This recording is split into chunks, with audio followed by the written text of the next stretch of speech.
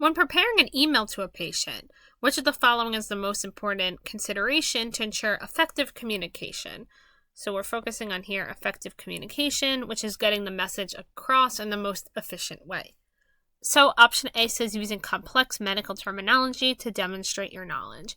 So anytime we're discussing a conversation with a patient and you see anything that says complex medical terminology, we know we can eliminate that because we don't want to use complex terms with the patients. They're not as familiar. We want to use something that's easier for them to understand.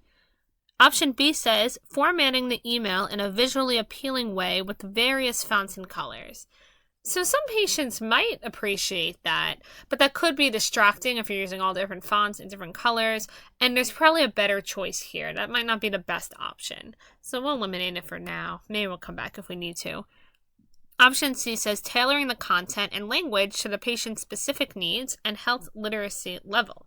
And that makes sense. We're focusing on the specific needs, so if they have specific questions or they have need of certain information, this is what we're focusing on.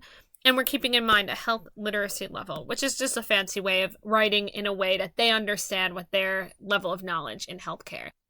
So you might include terms that are more of a healthcare style if it's something the patient's familiar with. Maybe we're discussing a condition that they've been managing a long time, and there are certain terms that them having that condition they're used to and they understand.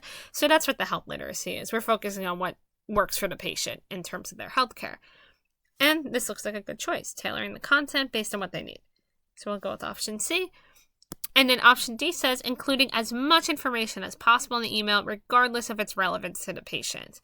And that would not be appropriate because we don't need to include endless amounts of information in the email. We want to keep it brief and concise for whatever the patient is in need of right now. If there's anything that's very comprehensive, there's a lot more information to include, that might call for a visit, but that would be a case-by-case basis. We want to focus on in this email what's important right now.